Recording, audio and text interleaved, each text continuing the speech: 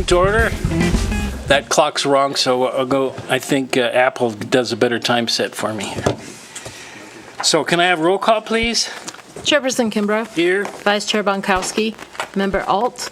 Member Bagwell. Here. Member Erb. Here. Member McQuarrie. Here. Member Stedfield. Here. Member Rosenberg. Here. A quorum's present. Thank you. Is there any changes? That's not a word. Is there any changes to the agenda? No changes. Pretty easy agenda. Are there any disclosures for tonight's meeting with no action items, actually? Except for the minutes. Yeah, that's true. All right, so I don't see those. And this is a chance if anybody from the public would like to come forward to speak to any item, and hopefully not on the agenda. If any other item they'd like to bring forward, this is an opportunity. Seeing none, bring it back. We have some minutes in our package. Can I have some comments or a motion? Move to approve the minutes of March 14th, 2018 as submitted. I'll second that. Which one should we give it to? Chaz gets the second there, okay. All right, so I'll go. Let's vote so I don't carry on and think that I can do that. All in favor, say aye. Aye. Opposed? Any, what's the other word? Abstention. Yeah, none. Okay, thanks. So let's move to the public meeting items. 6A, informational only, presentation on ongoing traffic signal coordination activities within Carson City and the Northern Nevada region. Thank you, Mr. Chair. Lucia Maloney, Transportation Manager. This agenda item tonight is about a couple of things. Tonight we want to provide a better understanding of what Carson City is doing with regard to traffic signal coordination at our key corridors in the city. And I also want you to get excited about ongoing research and coordination in Northern Nevada with regard to signal coordination. Armed with that renewed understanding of both what we do as well as what's going on in Northern Nevada, I hope the takeaway from this item is that staff's ongoing coordination with our regional partners and upcoming planning work over the next 2 years are really preparing us for leading-edge, performance-based decision-making with regard to signal coordination and how we better manage travel through our key corridors in the city.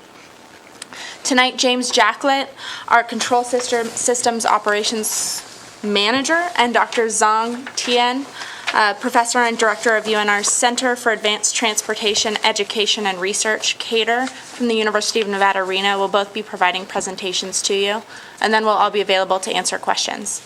So James will lead us off. Thank you. Good evening. James Jacklett, Operations Manager, Control Systems, Carson City Public Works. So tonight we're talking about coordination.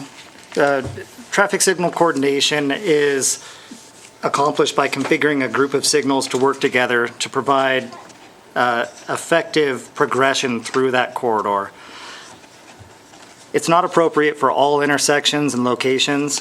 And in fact, it has, with the benefits of reduced travel time, stops, delays, and queues for the major movements, you also can have that offset by increased delay and other negative effects on the minor movements. The common non-coordinated mode of operation is free. That's where the traffic signal is responding to demand. So if someone pulls up on the side street and the other movements are done, it will serve them. As soon as it's done serving them, it will move on to the next one.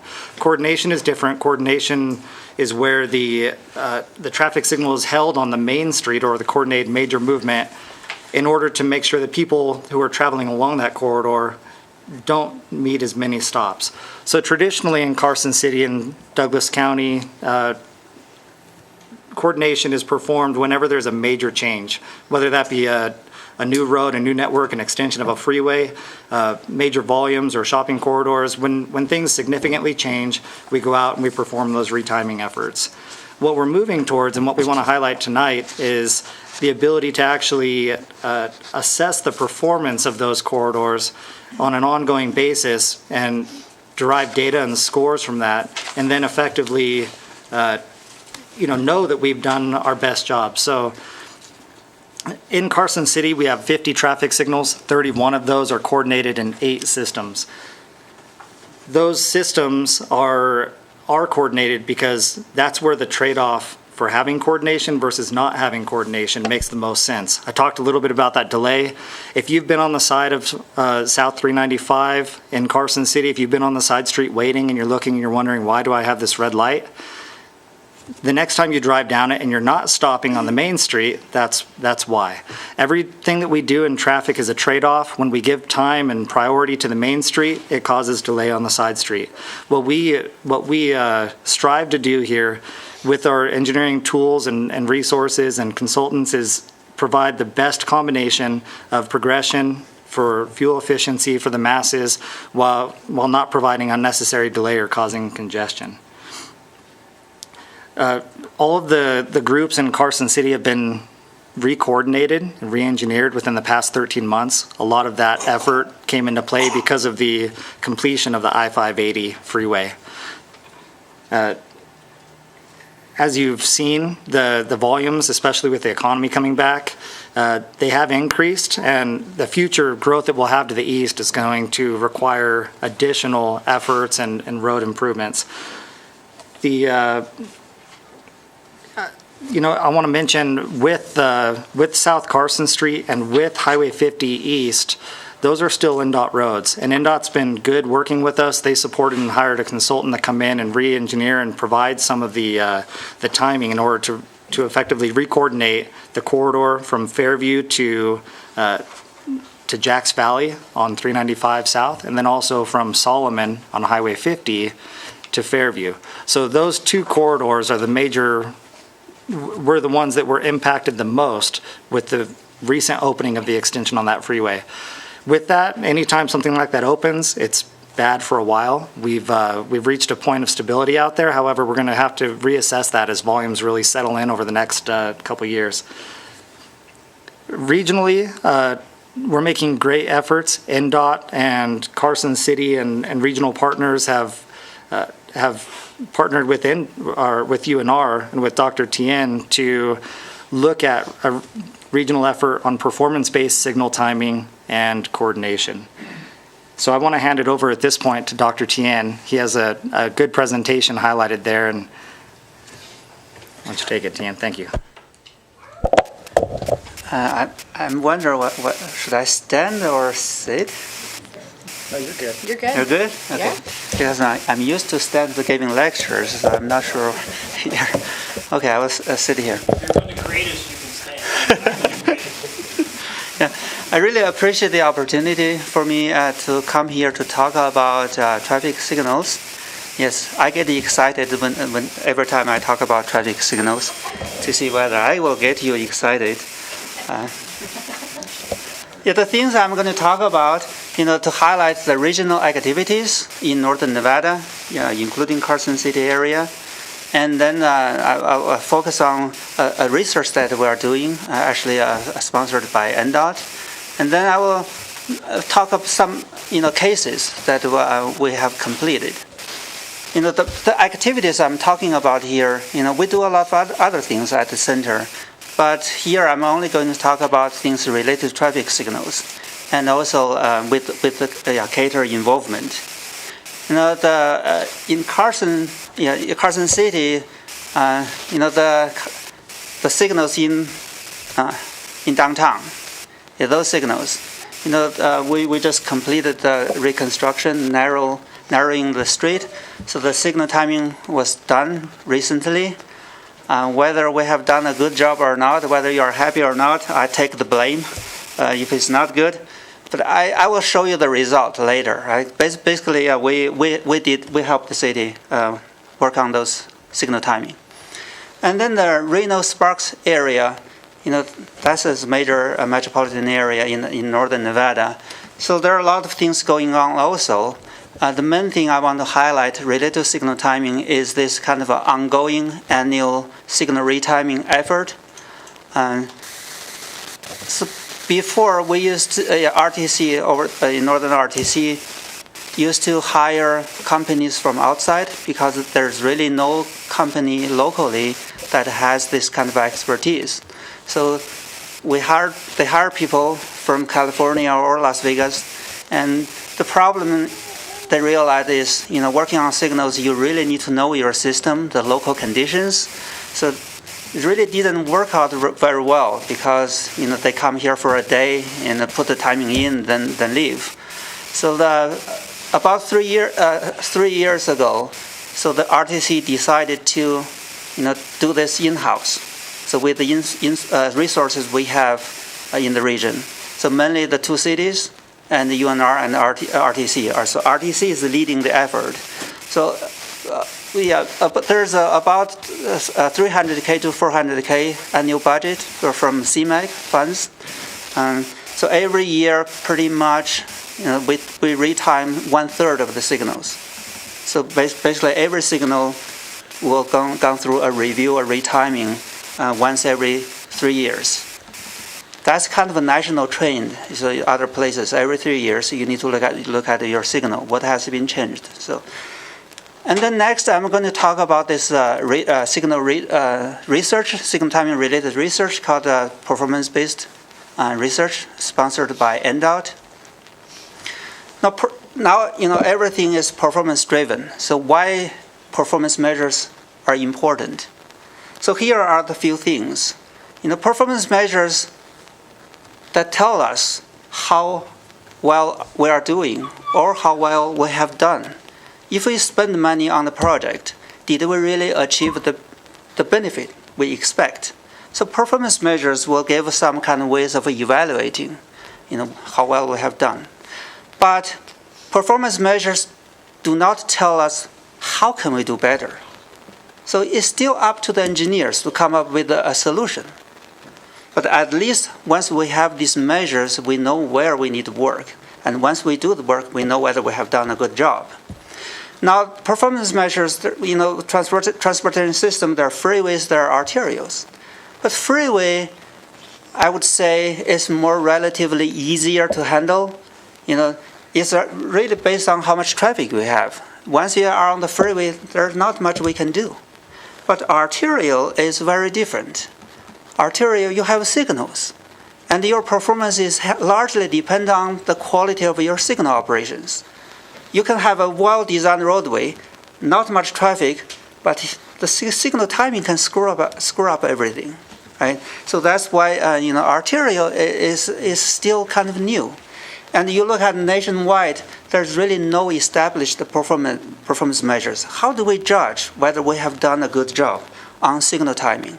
So that's the research we are doing, supported by NDOT, to come up with a scoring system, come up with based on certain measures, give you a grade to tell you, yeah, you have done the best. You got A or B or F, this kind of grade. At the national level, this is one thing the FHWA is pushing very hard. It's called automated signal performance measures. So automated means, you put something there, a device, to be automatically collecting, be able to collect these measures. Just show you an example. I don't want to get into too technical. This shows, from 9 o'clock to, sometime to X is the time. So we're looking at each cycle. The green line here is indicating the green starts there. Okay, this is green, this is red. The dots are the vehicles arriving. You see here a bunch of cars arriving when it's red. So that's a really bad. One of the parameters is called offset. After the adjustment, you see now all those dots are arriving during the green. So this gave you indication of how well the signal is doing. But this is only on the individual intersection. So we need to look at the corridor, arterial, as a whole. And then we look at, where, which agency they have this kind of performance measures. So in fact, it's only Orange County. They have a very simplified performance index. So based on, you go there, you take a couple of drive, you record your average speed, record the green per red, means every stop, how many greens you passed. Then you look at your signal density, and then there's an equation, to come up with the score. So in this case, based on this speed, number of stop, you get 92. And then they group them, all the corridors, based on this corridor performance index. If you achieve above 80, very good. You should focus on those where you get a very low score. So this is what Orange County is doing. So every year, actually, they have a contract to a company, just drive all the corridors. You record all this stop and travel time and come up with this kind of scoring system. Now, what we are doing differently or similar here at UNR is something similar to what Orange County is doing. We want to look at the corridor level, okay, to come up with the index, but it's more detailed. Orange County, certainly there are certain issues that they didn't address. For example, one stop. You can stop 5 seconds versus 30 seconds. So in their methodology, they treat both stops the same way. So we have to differentiate. 30-second stop is certainly much worse than a 5-second stop. So we developed this tool. It's called TransSync tool. And actually, Carson City, we gave them this tool. They are using it. So that I don't know whether I need to explain this. This is the tool. Basically, you put the timing on the figure. Okay, this is called a time-space diagram. Okay, if you studied engineering, so maybe you understand time-space diagram. So the horizontally is time, vertically is distance. So basically, each one of them is a signal. So this is Carson Street, actually. This is Carson Street. You look at William, and then there's Washington, right? So these are, you see the colors, green color, blue color, those are called green band. So the wider the band, the better the timing. You drive within the band, then you don't stop. For like this, you drive within the green band, which for this direction is blue. You don't stop. Okay. If you are out of the band, you hit red, you make a stop. So first we record this, and then based on this we give you a score. So you can see the score is more detailed than what Orange County is doing. We look at your average speed. We also look at what's your speed limit. So what percent you have achieved your speed limit. You get a score. We look at the stop. Based on whether it's a long stop or short stop, we convert them into a standard stop. And then you look at how many signals, what percent stop you get. Then eventually you get a score. Oh, you only get C+. So in this case, we got the B+ for northbound, a B-, B+ for southbound. Not bad, but there's still room to improve. So why we didn't get A?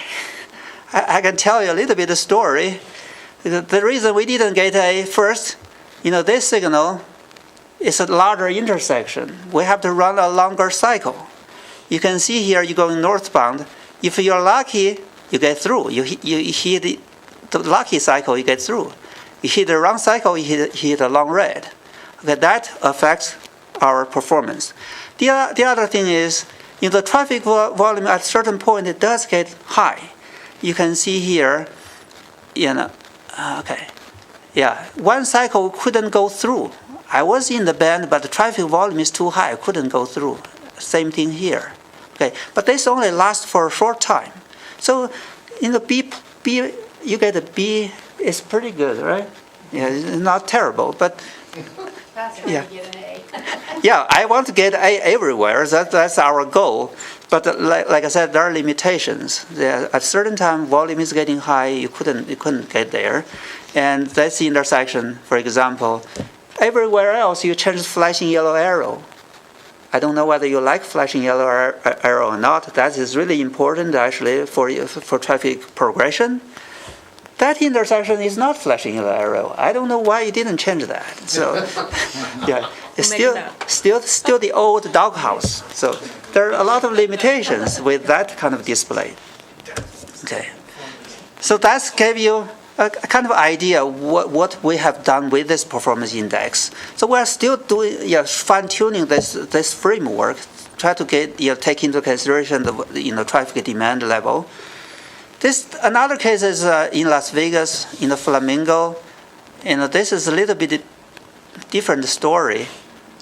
I was trying to help them But somehow maybe the impression is different, so they may think I'm trying to pick on them.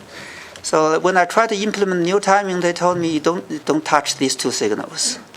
So I said, okay, if I don't touch two signals, how much can I still do?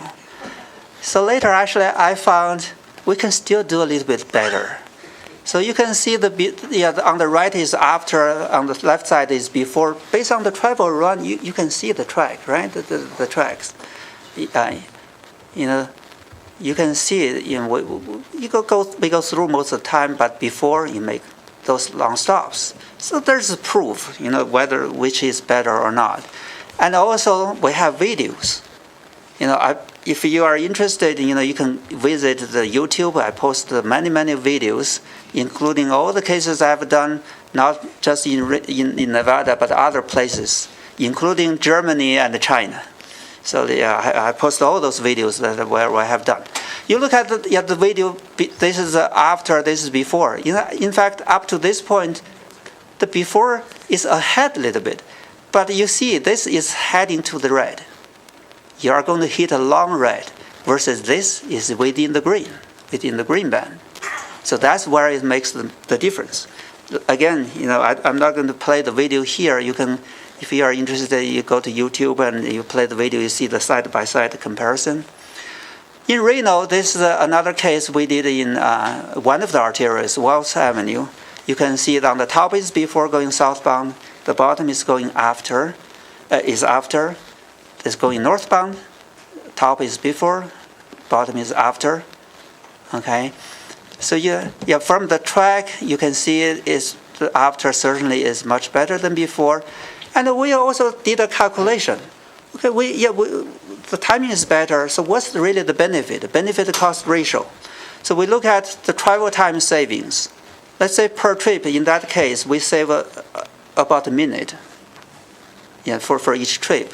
So you got like 25,000 vehicles going through there every day. So you calculate the time savings. Every day we save 244 hours. Time is value. In Nevada, I don't know, maybe $10 an hour or something like that. So you convert that into money. Because we reduce the delay, stop, there's also fuel savings. It's not good for fuel tax, but it's good for the drivers.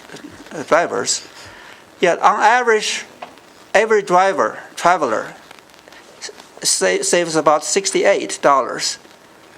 May not sound a big deal, but if you think about 20,000 vehicles going through there every day, so every year it's about $1.5 million saving. And then benefit-cost ratio, 60 to 1. So the cost, how much does it cost? Timing one signal on average at national level is about $3,000 to $5,000. So that's kind of how we estimate the cost. So pretty much that's all I can tell. And finally, I would really want to express my great appreciation to the support we got from NDOT in particular, and the agencies in the region, RTC and Carson City. And the picture you see that's where I show my students, teach my students how to do signal timing. The one highlighted, Andrew now is working at RTC. He's the project manager, so he's my boss now. I'm working for him. So with that, I don't know if you have any questions.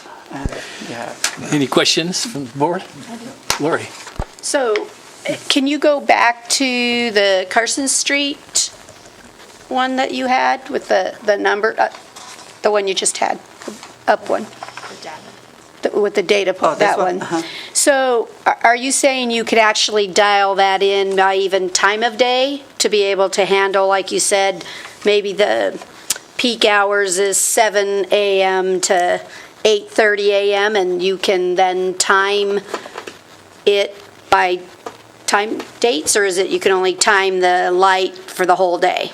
Or can you we have different timing plans. Usually for different corridors, we have different timing plans because the pattern is different.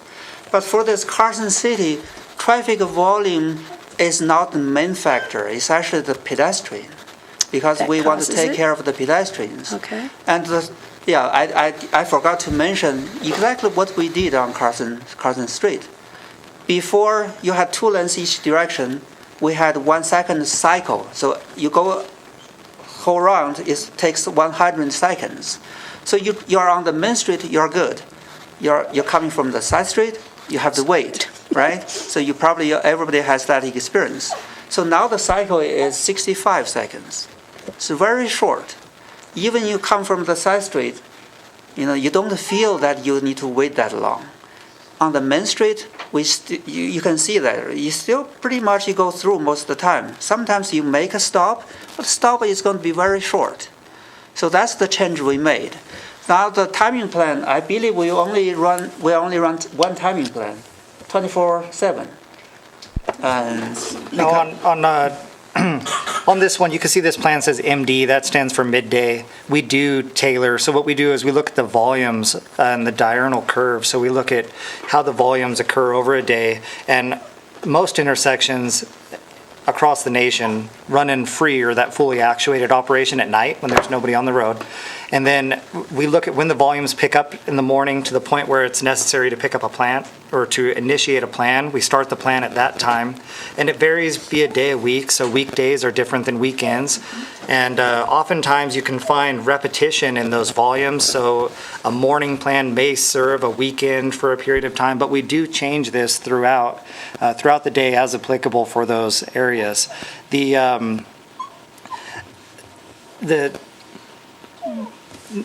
Not only do we vary the plans, but we also, at these signals, we can vary the way that the plans operate and the sequence operate.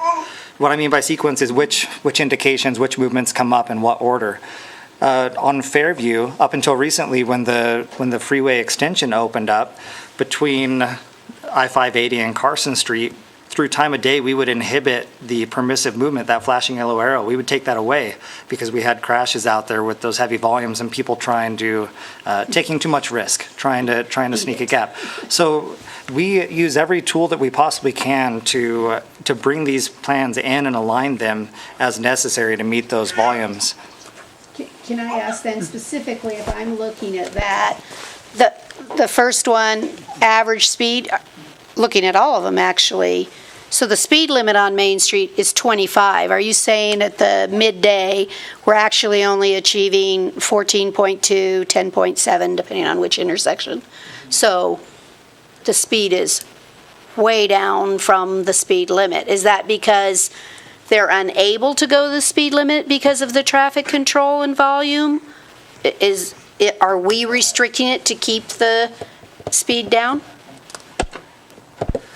Yeah, so I changed back to this slide, and what's important to note on this, and maybe we didn't highlight enough, is those tracks that are white and yellow that you see on there. Mm-hmm. Those are the GPS recorded runs that were driven and done there. So you can see how steep they are. If the angle of that run matches the band, then that travel at that time was at the speed that we've coordinated it for. You see a couple of those lean over and they go slower. That's where the speed was slower. On Carson Street, we have uncontrolled crosswalks. We have parking. We have the other things that are happening down there, and it's not uncommon to get slowed down by those. Those significantly disrupt the coordination as you're going through. What we found and what we actually did on Carson Street is we went in during peak periods, we coordinated it for 20 miles per hour. So when we coordinate things, we don't coordinate for the posted speed. Through engineering guidance, you're supposed to coordinate for the 85th percentile speed. So as the roadway volumes come up to capacity and you get congestion, those speeds naturally drop off. And in Carson Street, it's complex. It's not meant to be a high-speed corridor. We're doing our best to move people through there and reduce delay for everybody. And I do want to mention one more thing is that there are many compromises made on specific corridors when it comes to pedestrians. So to give you an example, down on South Carson Street, we're running very long cycle lengths in order to accommodate the volume of vehicles that are going through there. We also have a very wide roadway. So those pedestrian crossings, in order to meet the MUTCD guidance for walking speeds, those pedestrian crossing times exceed the amount of time that we've given to that side street. So every time a pedestrian pushes a button and crosses that street, it kicks the system out of coordination. The signal holds up and doesn't do its plan in order to serve that pedestrian, and then it takes the next 3, 5, 7 cycles to get back in step. It's also there are emergency vehicle preemption systems on there. So if you've ever seen everything really messed up and an ambulance just went through, that's a good indication that they just messed everything up. It's going to take a little bit to get back in step, but there are those impacts, and the biggest thing is progression is one part of the balance. As I mentioned or alluded to in the beginning, overall delay is another one. So on Carson Street, Dr. Tien mentioned that we had 100 seconds. When we had prior to the narrowing and traditionally, so if 10 years ago, downtown Carson Street ran 130-second cycle length. 130 seconds from the time that green turned, that you got the green on Carson Street if you're going north and south, 130 seconds for it to go, serve the main street, all of its side street demand, and come back. That was a lot of delay for side street traffic. 65 seconds and bringing those things down is better. It does mean that the light's changing more actively, but in each situation we look at it distinctly, and I think that the main takeaway we want to really leave you with tonight is understanding that we're looking at the guidance, we're looking at what FHWA has said we should do, we're evaluating that against what can we do and what's wrong with those systems, what can we do better locally. There's a lot of interest. If anything, the areas for improvement in Carson City are funding and adopting these performance measures and then the work to do it. With the downsizing after 2008, we don't have a traffic engineer on staff. We outsource that. We do some locally in-house. Those tasks are performed by technicians. Where in bigger agencies, those tasks are performed by engineers. So we're doing everything that we can to keep things up and going, but there's always room to increase what we're doing, improve it, and most importantly, I think the takeaway tonight is to measure it and to have it data-driven and have results so that after a consultant comes in, we can show the improvement that we got, not just issue a check and say thank you and move on. So do we only have this case demo for Carson Street, or have we done one anywhere else like College Parkway, which is where I get all the complaints? I'm just letting you know, that's the one that I get the emails on is, how come we can't get College Parkway right? I'm stopping at every single light. Sure, College Parkway, it is a coordinated corridor. I can tell you that the volumes out there are low enough that it doesn't run in coordination all the time. The disadvantage of running, I don't have the demo for you tonight on College Parkway. The disadvantage with coordination when it's not needed is nobody on the main street, but a green light for the main street. That's the symptom, the primary symptom, and that drives more complaints to us than repetitive stops. So College Parkway, for the most part, outside of PM peak periods, operates in a free mode of operation. So it's responding to demand locally. That means you may have some additional stops, but you don't have that same system delay. Any other questions? I had a couple. Go ahead. Good. So I'm assuming that these signals have to be interconnected to have everything run right. And then the other question I had is how does this play into the level of service of individual intersections? Sure. Well, I think I'd like to. The traffic signals in Carson City are all connected via fiber or microwave Ethernet. So we have real-time control back to our central system. That central system allows us to have logging and diagnostics as well as ensure that they're running and also respond to change.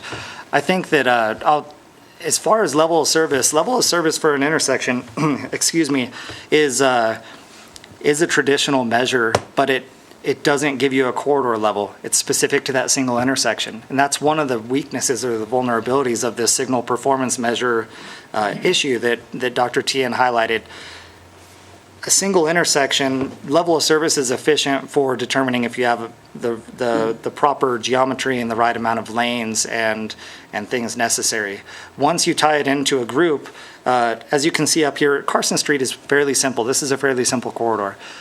But as you get to more complex corridors, the distance, lane reductions, lane changes, driver entrances, speed changes, hills, all of those come into play and really make things difficult. So what we're aspiring to do with coordination and in this new performance measure thing is not just these new tools is not just measure level of service traditionally, but go beyond that and know whether or not we can do better on a corridor, on a given corridor. So typically, if you come in, you look at level of service with old metrics, you could show that it was better, but if you drove it, you'd know that it wasn't. And those metrics are not necessarily the same as progression. So I feel comfortable saying this tool is beyond and a next generation application of those and is better than those traditional measures, but they're definitely still there and they're complementary to the overall design.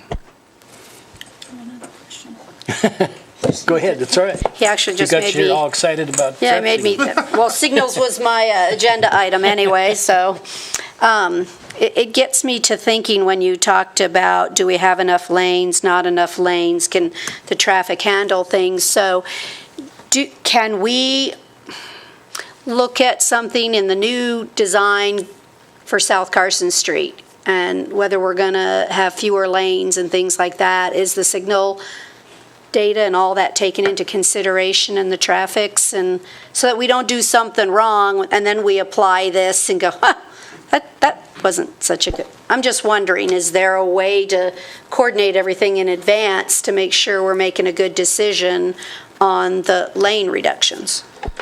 One of the things we're certainly looking at is volumes, right? So we've learned that volumes on South Carson Street have decreased by over 40% since the freeway extension, and that was one of the early discussions that we, had with James about can we reduce lanes? Is this even something that we want to proceed with? So seeing those volume reductions, we are moving forward in that direction.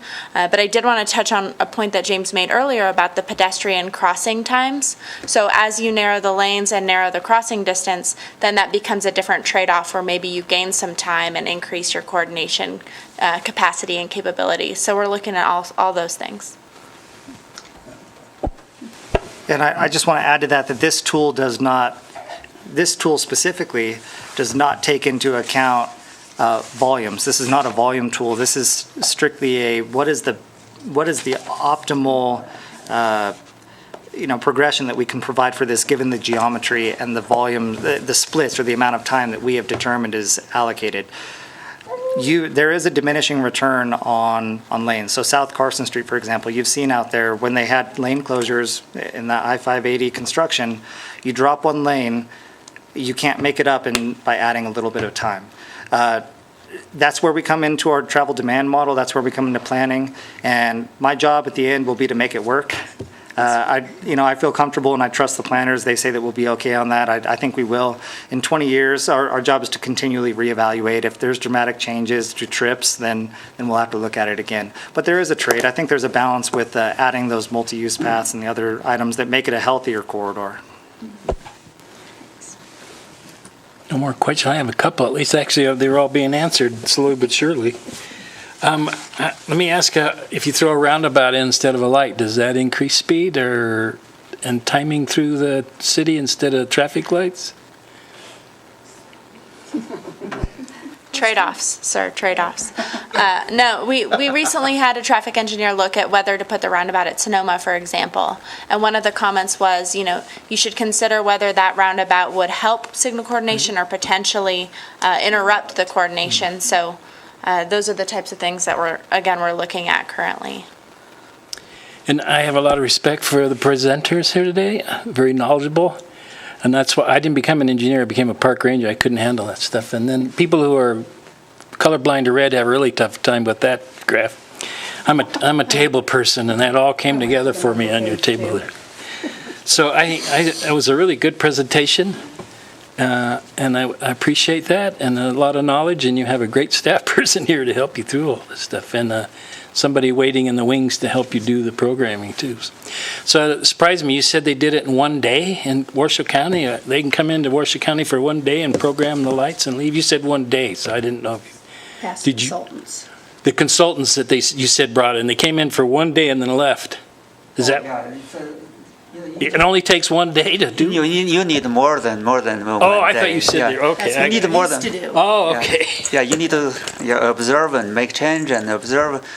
If you just come here one day, certainly you are not going to get a good So is there a result. normal vehicle used to drive all this, or some vehicle with 5,000 things on the dash that you have to push buttons for timing and stuff? How do you do all of that while you're driving down the street? Dashboard. Dashboard. You mount it on the dashboard. Yeah, there is a machine. Okay, there Yeah. is something there then. Yeah. All right. Yeah, the TransSync tool that Dr. Tian has developed is run on an iPad. You can borrow one day and take a drive. To So you're texting while you're driving is what you're saying? Is that what? Just kidding. You have official sticker on your car that lets you do that. Thank you very much. Any comments from the audience? Anybody want to come forward on this item? Seeing none, we bring it's informational only, so there's no action on this item. So we move to the next agenda item. In Yerington, we were really proud when we got our second light. Well, last meeting, Story County had one light, and they had to come over us to get it to work for them, I guess. So I think that's going to change. Small town life in Nevada is very appreciated. 6B, informational again, to conduct a public hearing and accept public comment on the draft fiscal year 2019-2020 Unified Planning Work Program. Lucia again. Thank you, Okay. Mr. Chair. So staff has developed a UPWP for fiscal years 2019 and 2020. It runs from July 1st of 2018 through June 30th, 2020. The UPWP establishes a budget for the proposed CAMPO activities during the planning period, and it describes how federal consolidated planning grant funding will be administered during those years. Tonight, CAMPO is requested to conduct a public hearing and accept any public comments on our draft UPWP. This public hearing and the comment period, which runs from March 26th through April 24th, help meet our CAMPO requirements and our public participation plan for adoption of our UPWP. An important piece of the process when we're developing a two-year program is reflection and recognition on our past accomplishments and achievements. So within the draft UPWP in Section 2, there are some highlights on what we've achieved the past 2 years. Some of those things include the South Carson Street Complete Street Study, which of course helped lead us to the city's recent Tiger Grant Award. So I wanted to note that. We did update our travel demand model. We want to keep our demand model really current, so whenever we have development projects or our plans, we can anticipate future growth and what that will do to our travel network. We did conduct a 2017 pavement survey. This was in Carson City. You'll see in the draft UPWP, we're taking this to the next steps in the next 2 years, and we're going to do another survey in Douglas County, so extend that further south. We completed a 2017 Jump Around Carson Transit survey, if you remember last fall. That was really successful. And we also started collecting baseline performance monitoring information for our bike and ped use with our Complete Streets corridors. So those are just some highlights about what we've completed. And of course, this next program will build on the last two-year program. Section 3.3 of the draft summarizes the work efforts that we're planning to undertake in the next 2 years. Some of these items include administration of a survey of transit non-riders. This was something that was requested of staff when we presented our transit survey results. How do we know, how to get new riders or why people aren't riding? So we've added that. We had in our last 2-year program an update to our ADA transition plan. That was an item that we did not get to, and so we've pushed that, and we anticipate completing it in the next 6 to 9 months. Roadways within Douglas County, as I mentioned, will be inventoried with the pavement survey down there. We will be implementing a pavement management plan, which the RTC will be hearing later this evening. That pavement management plan, we're starting in Carson City as part of the city's asset management initiative. However, as part of the bigger CAMPO picture, we'd like to eventually roll it out, bigger picture and build on it with a Douglas pavement survey. So that's all in the works. We do need to do a long-range transit plan as well as include a short-range transit element, so that's in our proposed work program. We're also due to develop a coordinated transit human services plan, so you'll see that in there. And then following up from our previous agenda item, we really want to build on our ITS and our signal planning documents. We're starting in Carson City, and the scope here for the signal timing and coordination plan starts in Carson City, but where appropriate, we hope to expand it through the CAMPO area. So you'll see that in this 2-year program. Of course, the UPWP includes the standard ongoing tasks, MPO coordination and representation, continuous updates of our transportation improvement program, our TIP, and coordination with NDOT and other partners. So you'll see that all in there too. Within the staff report, we noted the fiscal impact. The 2019 fiscal year proposed budget is $382,050, and this is reimbursable at a rate of 95%.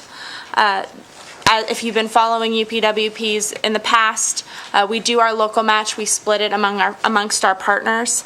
The 5% local match for 2019 comes out to $19,103, split between the 3 partners of Carson, Douglas, and Lyon.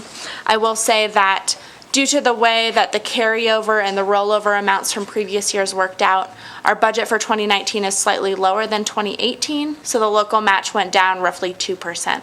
It's not very much, it's very little, but slightly lower than 2018. So that concludes my comments on the UPWP. We're prepared to answer any questions, and we're really looking forward to this next steps. Any questions? Okay, go ahead, Chess. I did notice a couple of things. I think the CAMPO Policy Board has read, I think it's the RTC one, rather. Our chair is Mr. Kimbrough here, so you may want to fix that for the final one. Yeah, it's old.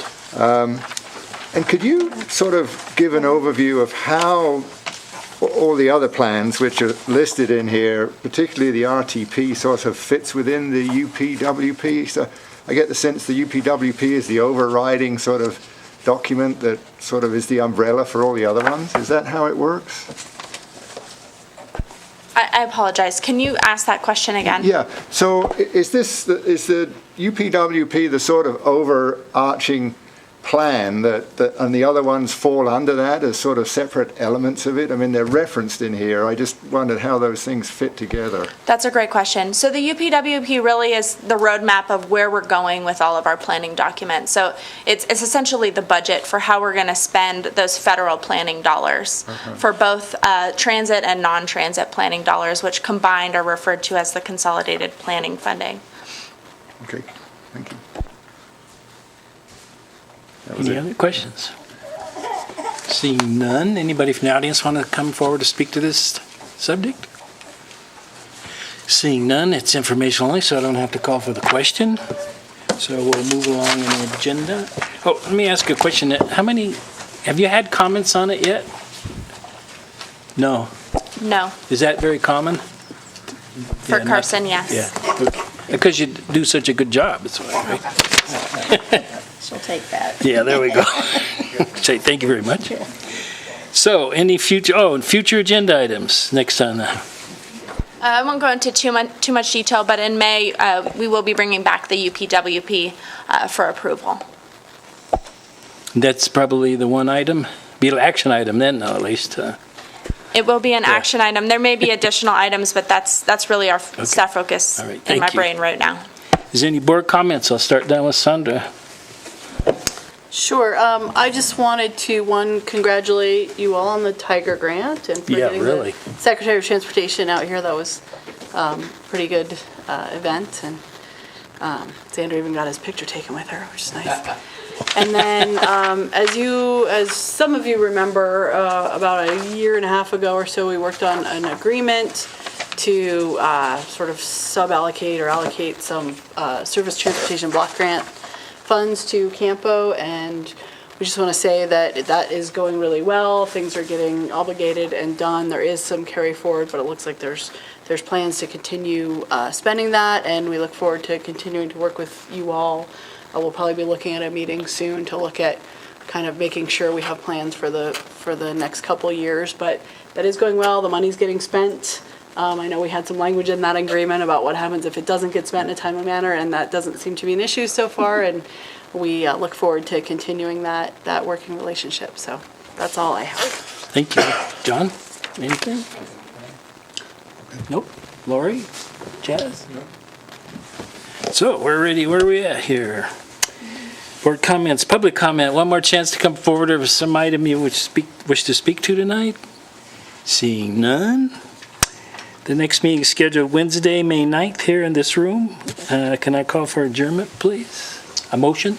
Motion to adjourn. Motion to adjourn. Thank you. This meeting's ended, and we'll start RTC 5:30. at 5:30. Thank you. At 5:30. At that 5:30?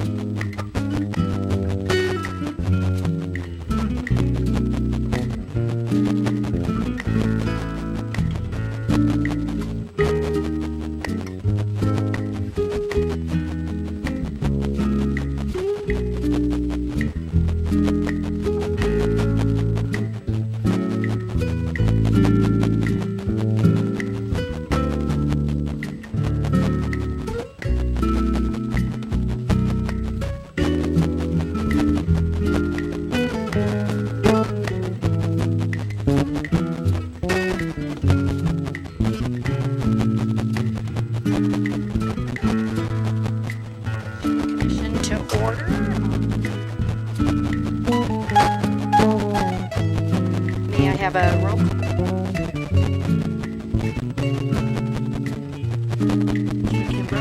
Commissioner McQuarrie. Commissioner Stedfield.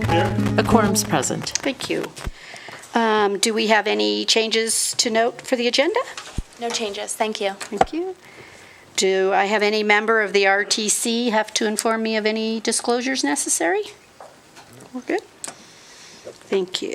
Then we'll start the meeting with our first public comment period. Is there anyone from the public that would like to address the commission? We're moving right along. Okay, then we're on agenda item 5, the approval of the minutes for March 14th. Do I have any corrections or? No corrections, I move to approve. I need a second. I'll second. I have a motion and a second to approve the minutes of March 14th, 2018. All those in favor? Aye. Any opposed or abstentions? Passed unanimously. Okay, then we're on to item number 6A, which is an informational only. It to present a progress report on the pedestrian crossing improvements to be located on Stewart Street between Little Lane and Wright Way. Improvements include 2 rectangular rapid flashing beacons, lighting, and associated ADA improvements. Shows Mr. Goring, are you going to take us through that? Correct. Thank you. Before I introduce the speaker, I would like to just give a little bit of background. So back in August 9th, 2017, the CAMPO board adopted a new transportation improvement program. In that was this project, and this came about through coordination and cooperation with NDOT. They are using some federal funds to finance this project. There is a local match, which is all laid out in the transportation improvement program. Now I'll introduce Lori Campbell. Lori Campbell is a traffic safety engineer program manager with NDOT, and she's been great to work with. And she's going to stand up, give her presentation, and I will flip through the slides. Because Dr. Tian wanted to stand, and you didn't let him, so I thought I would. She won't grade you, though. I will not grade. It really echoes. And I have a very boomy voice, so it's double echoing. So thank you very much for this opportunity to present this project. We're really excited about all of our pedestrian safety projects, and being a Carson City resident, I'm doubly excited about this project. Plus, it's right by where I work. So, as Dirk said, this is a pedestrian safety improvement project that we're doing in front of the NDOT, DEP. The Nevada Department of Environmental Protection. It's on the next slide. Go to the next slide. Nevada Department of Transportation and the Nevada Department of Motor Vehicles. Yeah. You know, that stretch of all those state buildings, and then the mall across the street. So the scope of this project, as we mentioned, is to install 2 crossings. We're consolidating right now. There's a couple of crossings out there, and we're consolidating those into 2 much safer pedestrian crossings. I'm very pleased that we've had such a great partner in Carson City. Dirk's been awesome to work with. And so this was a decision made together to do this consolidation and put these crossings in.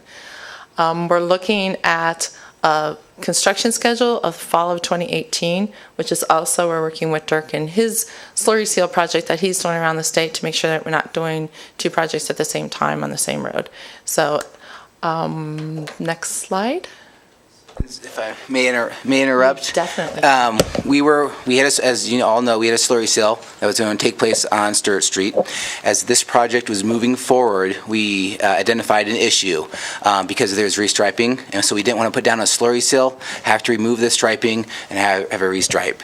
And so NDOT graciously offered, Lori graciously offered to do the slurry seal, and this allowed us to do the slurry seal on Stewart Street north of Williams. So it kind of expanded our scope for the pavement preservation project.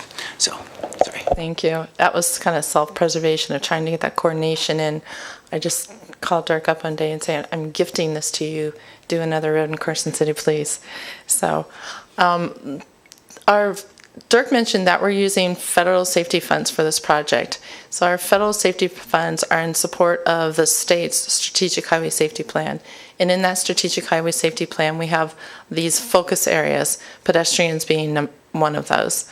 So we also have other focus areas that we do projects on, but this one follows under the pedestrian safety. So what's this project, or why this project? Pedestrian safety statewide is a huge focus for NDOT, especially traffic safety engineering. We have seen an increase in pedestrian fatalities throughout the entire state and even in northern Nevada.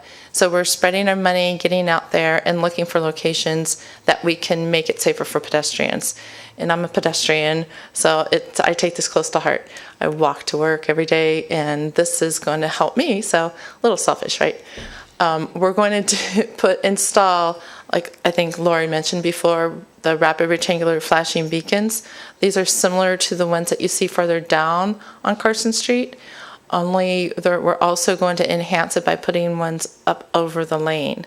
So because it's a 2-lane road, if you have a driver in one of the lanes, it sometimes will block being able to see it. So that's our practice for when we have more than one lane of travel, to put one on the side of the road and then one over the lane as well. So it's really going to light up, and the cars will see whenever the ped pushes the button. The other thing that we're doing is we're increasing the lighting. So our standard at NDOT for any pedestrian improvement is to put an enhanced LED lighting. It's brighter lights than what you would typically see along the corridor, so it really lights it up. A lot of our pedestrian fatalities happen at night. I know the ones here in the city have happened at night. So having these pedestrian crossings really lit up is a huge improvement. And again, this is in support of our strategic highway safety plan, which is what allows us to spend this federal monies. Okay, so some of the things that you're really going to notice in this project, the one is the pedestrian refuge island, or we also call it a Danish offset. In that picture, you're going to notice that's really close to the one in front of the high school. Yeah. So, and I know we talked before, the meeting before this, talked about shortening the pedestrian crossing distance. This is going to make it so that the pedestrian only has to get halfway, focus on traffic in one direction. We only have to stop cars in one direction of travel. It helps with all kinds of safety issues. And then they will turn and face the oncoming traffic, so you get that eye contact before they make the next crossing the next direction of travel. It reduces signal timing, it reduces vehicle speeds, just like what we're noticing in downtown Carson City. You kind of tighten it up and you put something out there and people will drive slower. I know people look at me crazy like that's going to slow people down, but it really does. It slows people down. You don't feel like you're driving on Indy 500 open raceway. You're driving on more of a smaller street, so people will slow down, and we need to do that on this stretch of the road. The other thing that you're going to see are the rapid rectangular flashing beacons, and we're doing this at 2 locations. I'll talk about those 2 locations in a minute. But those are the really bright LED lights. We're super excited that they're approved by the feds again. So we had a little hiccup there for a while with those, and we're very, very excited because they're the most effective pedestrian safety light signs that we have nationwide right now. They also are very bright during the daytime as well as night. So we're really excited to be able to use those again. The other thing that we're going to do out here is enhance the lighting at the crossings. Our traffic operations folks did lighting studies, and this is the design that we try to use very simply here for all of our pedestrian crossings. You don't put the lights if you can. You can't always get optimal, but if you can backlight the pedestrian with the LED lights, it really shows the pedestrian better than putting the light right over top of them. So this is the design that we're really working and striving for and are going to be able to accomplish on this project. So this is the stretch of Carson Street as is today, before the slurry seal with all the cracks in the road. And then our project is going to, next slide, look like this. Isn't that beautiful, that slurry seal? Oh, yes. So this is in front of, and I can't walk and point and talk. So to to your side of the screen. Oh, thank you. So that's the mall side. And then down here, this is the driveway. Go that way, Dirk. That's the driveway in and out of DMV. And then where Dirk was, that's the driveway in and out of NDOT. So currently there's a crosswalk right where Dirk is, and then the other way. We're consolidating those. There's a bus stop in that location as well. And we're consolidating those and putting in the crosswalk, the enhanced lighting, the RFBs over the lane. There'll be an RFB in the middle of the island, and then that Danish offset. So we're funneling the pedestrians to one location. It's going to also, one of the benefits that we noticed when we were in the field is if you can think of Stewart Street coming off of Carson, there's a sweeping turn there. And so you come around that, you're focusing on that turn, and then boom, there might be a ped in front of you. So this is moving the pedestrians farther away from that sweeping turn. Much safer location, and we're able to consolidate all of the folks into one place. So one of the things that we found with pedestrian safety is the most important thing is driver expectancy of where a pedestrian is. So if we do all this, the drivers are going to be looking for pedestrians. As in when I walk home right now, I have to stare them down to make sure they see me. So this is going to be awesome. The next slide is the next location. So this is the street. This is Little Street. So that's the end. Yeah, that's Little Street. That's the right top corner is where Copeland's used to be. And so at that location, the next slide, we're putting in the sidewalk. We're moving it to the other side. And I want to explain to folks why we're doing that. If you see the red dashed line, that is where the city right-of-way is. On the other side of that is private. And so we weren't able to put in all of the enhanced lighting and RFBs because we didn't have the space. So we moved it over to the other side, and now we're able to get the extra lights that we want and put in the RFBs that are over the lane. So the folks from the building, the state built office over here, will just have to cross the street, but it's going to be safer, and they're all educated people, so I think they'll do it. I've had a couple people say, people aren't going to walk that far. I hope so. So the other thing that we're going to do, I added this little, our consultants did this beautiful presentation for me, and then I added this little green thing at the bottom, because one of the things, if anybody comes out of Little Lane and goes to turn there, and I'm sure you've done that a million times, it's striped right now not correctly, and people get into the turn lane and they want to go straight and vice versa, and everybody gets mad and frustrated. And so one of the things is we're going to just go ahead and slurry down a little bit on that side and get that striped back to the entrance to the parking lots of both of those buildings. That's a little added bonus, a little selfish for all of us people who work here, because it's one of the things that drives us crazy as well. So next slide. This is a view at the top of generally the way Stewart Street looks now, and then a view of what it'll look like when we're done with our project. And again, this is looking north. Thank you. And we have a next slide shows you a street view of what the RFBs and all the signing is going to look like. So this is our schedule. We're designing right now. We're working hard and feverishly. I have one of our staff members in the audience here who's eats, sleeps, and breathes Stewart Street right now. And we are planning to be done with our 100% plans at the beginning of the summer to be able to advertise and get a contractor selected. And then we will see construction, we're hoping September, October timeframe. So I always very general on that because things can slide. So, okay, so the funding for this is Federal Highway Safety Improvement Funds. And we use these funds to plan, to evaluate, to report, and then to implement the project. And we've done all of those things with this pedestrian safety project, and we're very excited to be close to the end of this process. And I think that's all I've got. Yep, so I included all my contact information just so that it's out there for if there's somebody in the public that has any questions. If any of your constituents have questions, please easy to get a hold of. So, and again, thank you very much for this opportunity to bring this to your attention. And does anybody have any questions? Just thank you. I wondered why you were sitting in the audience for the CAMPO meeting. I didn't connect the dots. So no, this is really a good example of what needs to be done. And I'm super excited about the Tiger Grant too.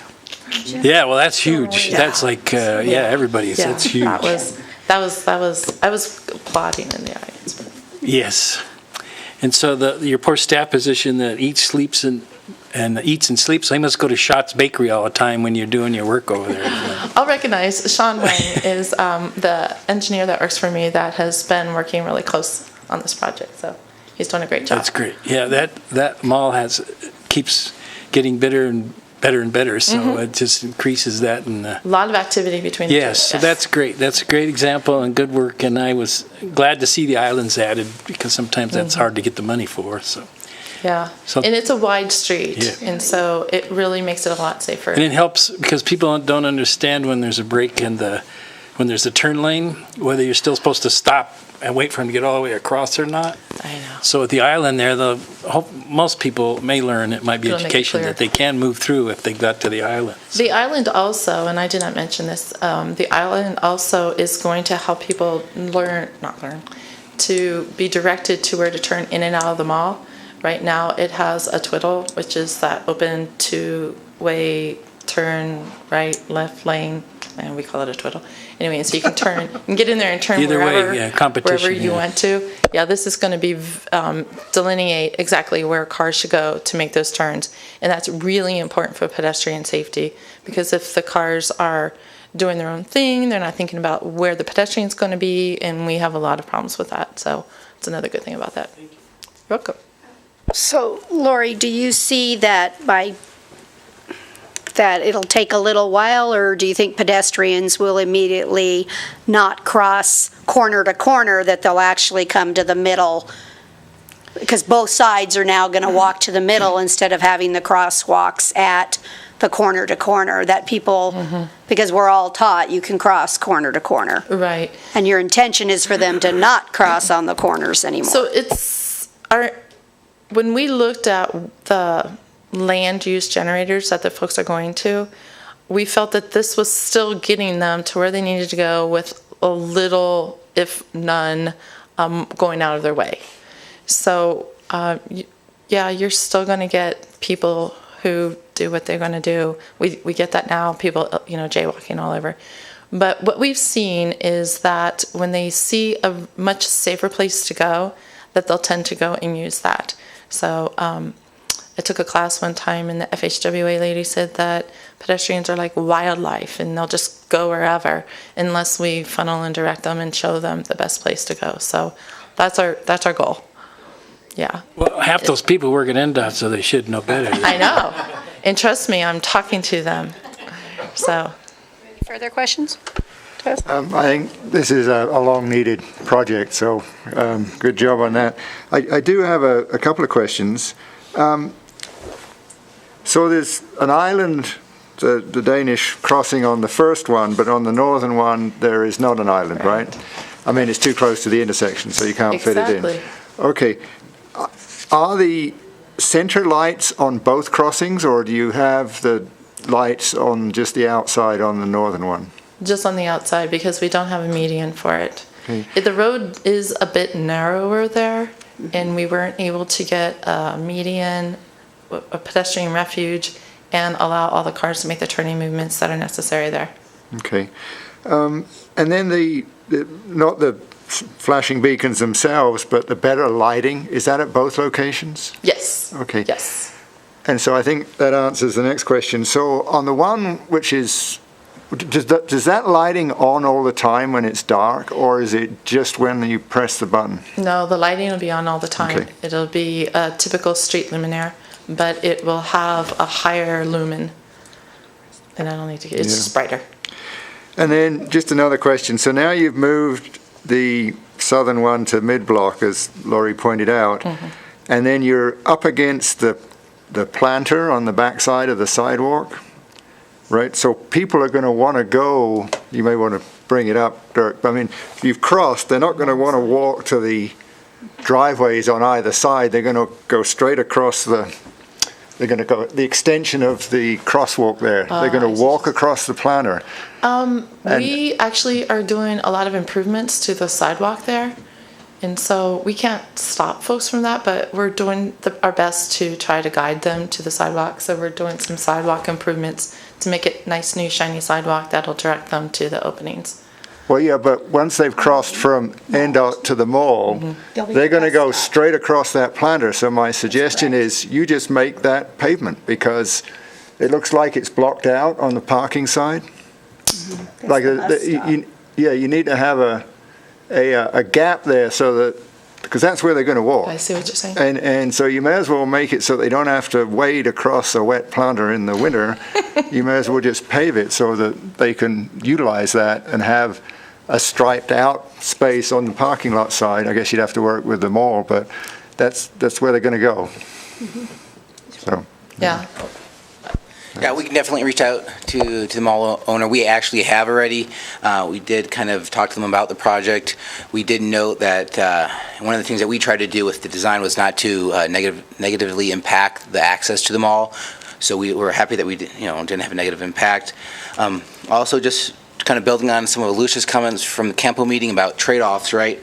So at first we did look at trying to do 3 signals just to have more compliance, but we thought that would have too much of a negative impact on the traffic.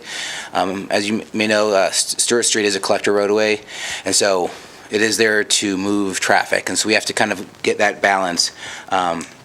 Additionally, I can't remember if this particular one is a 2-stage or a single-stage light. And what I mean by that is if it's a 1-stage, that means if you push it, it blinks until you walk all the way across. If it's 2-stage, you push the button, you walk to the middle, and then you push another button. And what that does is it's 2-stage, which is good. And so when folks are using this, it's going to allow more traffic to flow. And so again, we're trying to find that balance here.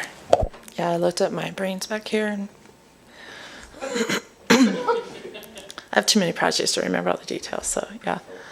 The other thing too, when we were looking at this location and doing the consolidation that Dirk said, we are also, if you can see, we're going to improve the driveways to the mall so that right now it's in really bad shape and it's all torn up so that the pedestrians can walk all along there. And we're also making, and I failed to mention this, ADA compliant on all of the curb ramps throughout here, which they're hit or miss right now.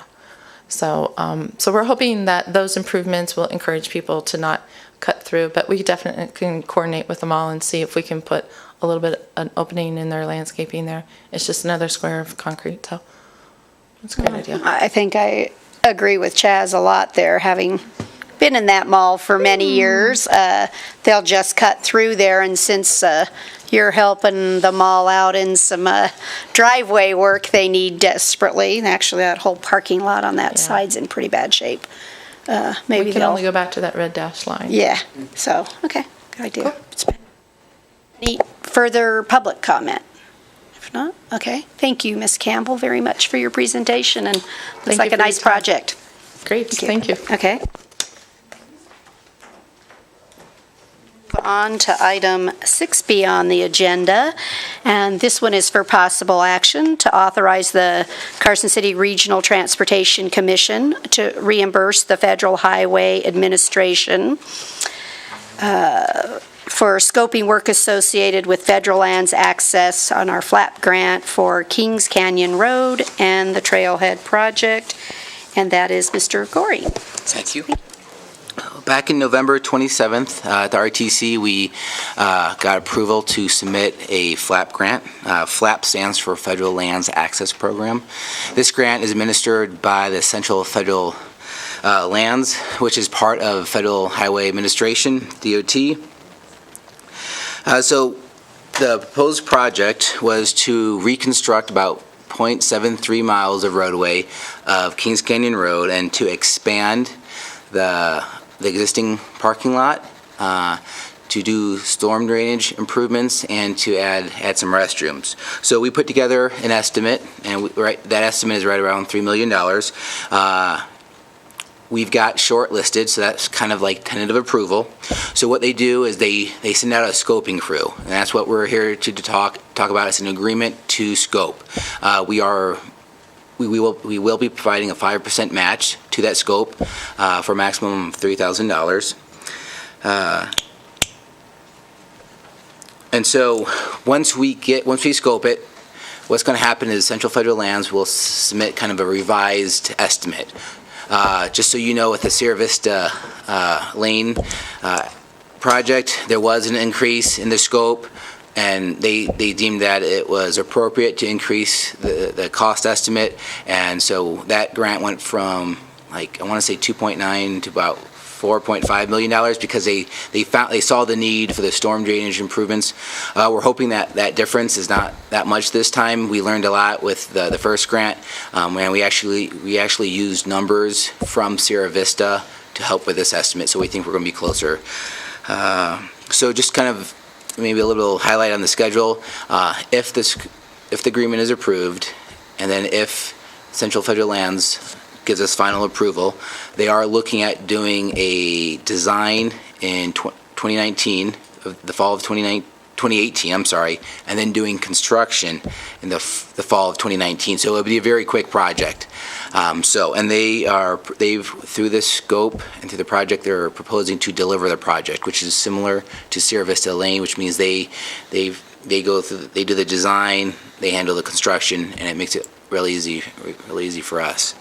So that concludes my comments, and I'm happy to answer any questions. Does any member have a question? No? Anybody from the public wish to comment on this item? Okay, then I'll accept a motion. Madam Chair, I would like to add that this is the second FLAP award that Dirk has managed. He is now 2 for 2 with his FLAP application, so he is now our FLAP connoisseur in perpetuity. Don't put that on your business card, though. I like it, though. Okay. Mr. Kimbrough. Yeah, no, it was nice. When you weren't here, he brought 2 good news items to the meeting last time and left after that. So it's like, good job. So where was I at? Making a motion. Move to authorize the Carson City Regional Transportation Commission to reimburse the Federal Highway Administration Central Federal Lands Highway Division for scoping work associated with the Federal Lands Access Program grant for Kings Canyon Road and Trailhead Project. I'll second that. I have a motion and a second. Is there any further discussion? Seeing none, all those in favor say aye. Aye. Any opposed or abstentions? Motion carried unanimously. Thank you. 6B. Okay, then we're going to move to agenda item 6C, which is to approve the Carson City fiscal year 19 through 23 pavement management plan. That says Mr. Goring's going to do that one, or? I'm going to tee Dirk up. So historically, city staff have managed our pavement preservation projects and our pavement sealing projects using a 5 and then eventually an 8 district approach, whereby each district would be addressed 1 per year on a rotating schedule. Starting in 2015, with increasing pervasiveness of pavement management systems and pavement management software, the city did adopt to that system, and we adopted to what's called a micro-paver software. We've been conducting pavement surveys, and we've been using this data-driven approach for the past few years. This pavement management plan represents a hybrid approach between the strengths of the original district method and our more recent paver approach. With the earlier district method, there's a predictable use of funding, right? So you know when your district and the roadways within that district are going to be looked at. With the paver method, we can quantitatively track pavement condition using a database, right? And what we've been doing over the past couple of years, this aligns with the city's asset management initiative, and it more transparently and less subjectively helps us to identify projects. The primary difference between what we've been doing these last couple of years and what's proposed in the pavement management plan, there's 2 things. The first is a consolidation of projects geographically, and the second is really a set schedule. And so Dirk will talk about the schedule in just a moment, but I want to highlight this consolidation of projects geographically. what do I mean about that? When you open up Paver, the software on your computer, and you look at the pavement condition analysis, what you're going to see is little red segments all over the map, right? Some in the north, some in the east, some in the south. And what we've been doing over the past couple of years is we're using that information to make the best decisions possible. And what that's ended up doing is an unintended consequence is our limited financial dollars are being spread across the city, and we're no longer getting those economies of scale that help us get the lower bid prices from our contractors. So unintentionally, we've increased our design costs, we've increased our mobilization costs to get the crews out there, and we've increased our project management costs to manage these projects across the city. And that's not to mean that we've been making bad decisions or been doing it wrong. In a big city, that is the best practice. But for Carson City, with our limited dollars, this is an unintended consequence that I think we can improve on by going back to that district approach. So by consolidating our projects, we're setting ourselves up for the opportunity for cost savings. And we're setting ourselves up for the lower bid prices.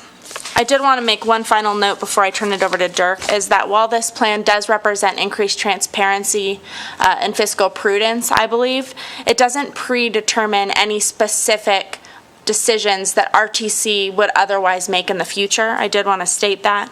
It does maintain flexibility for unplanned city projects or match for grant opportunities that become available. And like any plan, any planning document that comes to you, it's a framework, right? So it's a framework for how we're going to spend our money and how we intend to do so. But like any plan, it needs to be implemented practically with a stepwise approach to maintain flexibility for unforeseen circumstances. So I did want to state that, and with that in mind, I'll turn it over to Dirk for more details. Thank you, Alicia. So I'm going to go over some of the highlights. So this plan is a short document, and this was done by design. We wanted it to be straightforward, and we wanted it to be usable. And now we call it a planning document, but please note that we worked with a variety of staff at Public Works, from construction inspectors to project managers to operation folks. We talked to everybody. We had folks reach out to neighboring counties, Washoe, Douglas. We find out what they were doing. We find out what was working. We researched their bids, and we kind of took all that information and put it into a plan. And so what's the purpose of the plan? Well, we wanted to establish a process for maintaining the city roads that we could share with decision makers and residents. We wanted to make it easier to track the city's pavement conditions. Where were we last year? Where are we this year? And what's going to happen in the future? We believe that this will assist decision makers in priority-based budgeting. The resources to maintain the city's 676 miles of lane is limited. Right now, what we should be doing is up here, what we can afford is down here, so we have to do the best that we can. The proposed pavement management plan is a 5-year plan, so 2019 to 2023. It establishes 5 performance districts, and those districts are laid out in the plan with maps. We establishes a 5-year rotating schedule, and we hope that this is going to streamline efforts for the entire Department of Public Works. So 1 year we look at District 1, District 2, and District 3 each following year. So as Lucia pointed out, a significant part of this plan is the annual schedule. So it's going to start with pavement inspections, and this is going to allow us to pull the most accurate data on the conditions of our roads. The conditions of our roads change every year. A lot of it depends on weather, use, and so we have to keep up to date with it. We do a survey every 2 years. It gives us good information. It doesn't give us the best information. Project evaluation. So in July and August, this is the time that we're going to kind of look at all the projects and evaluate them. In September and October, this is when we're going to present these projects to the RTC for project selection and for public posting. In October and January, we're going to go through project design. Some projects might have a short design period phase, and some might have a lengthy one. In January and February, we're going to advertise the projects. And the goal there is to advertise the bids early in the year and get good prices. In February and March, that's when we're going to do project execution. We'll be taking a contract back to the RTC for approval. That's when we're going to provide notices to proceed to the contractors, and we're also going to notify budding property owners so that they know what's going on in their neighborhood. And then starting in March, going all the way to October, will be project construction. So there's going to be an overlap of that schedule. The plan identifies evaluation criteria to consistently and transparently select projects. Pavement condition. This helps staff identify the most efficient time to do projects, whether it's a preservation project or if it's a reconstruction project. The plan identifies preventive and corrective maintenance schedule. This is telling us when is the right time to do a particular type of treatment. I'm sorry. Performing preventive maintenance at the right time, it saves money. We're also, for the criteria, we're also looking at roadway functional classification. This has to do with regional roads versus local roads, but it also looks at volume. Safety. If the current pavement condition is creating a safety issue, we need to address it, and so that has to be a priority. A lot of times we get calls from residents, hey, there's work going on in the street across the neighborhood. When are you coming over to fix our roads? So this is going to allow us to talk to the residents, explain the process, so that they kind of understand what's going on and what they can expect. So those were the highlights. So if approved, staff would be implementing the strategies outlined in this plan. So how it would work if approved, we would be using staff resources that are being financed with this fiscal year's budget to start the inspections. And then the project evaluation part of the schedule and the following would go under the 2019 fiscal budget. And this is a plan that we plan to bring back to the RTC annually. So we get to show you, hey, here are the pavement conditions now. Here are the targets. How are we looking? And this is going to help the decision makers figure out if they want to allocate more money, if they can. Sometimes you can't, and so you have to kind of raise those, balance those priorities. So that concludes my comments. I do want to mention a few things. There was a revised plan that we've passed out. We received comments from Commissioner Bagwell, which were very good comments, and we implemented those into the text. In doing so, I caught a few errors of my own. But those revisions are all in red. There's only a few of them, and just for the record, they're on page 4, 7, and 8. So that concludes my comments. And there are copies on the back table for Correct. any of the public that would like to see the revised version. And it'll be posted later with the minutes so that everyone's aware of that. Does anyone have any questions? I just have a comment more than a question. Well, maybe it's a question. As you move through with this new process, is there any way we're going to be informed of how far are we getting behind each year? Instead, Yeah, I know a great Yep. program. I like what you're doing, but each year we're going to keep losing and losing and losing.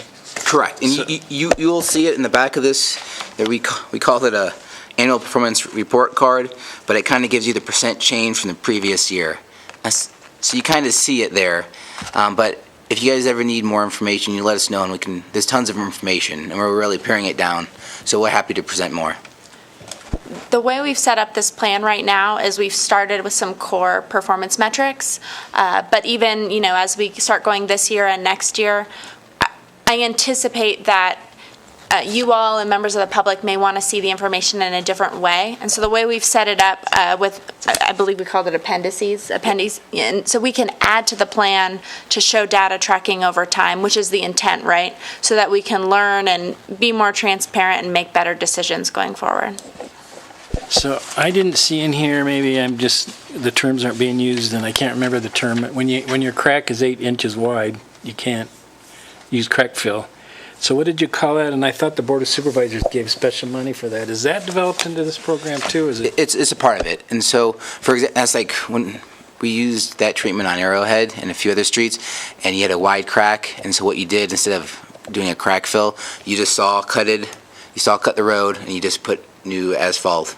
And so it's been working out good. We've been monitoring those roads, and we've been happy with them. So it is part of this program. I just didn't see the term being. No, absolutely. And so, for example, say you have a road and you want to do a slurry seal on it. You're going to go look at that road and you're going to bring it up to the standards that you need for a slurry seal. So if you see wide cracks or if you see potholes, you're going to do those patches, bring that road up to the condition that you need for a slurry seal, and then apply that slurry seal.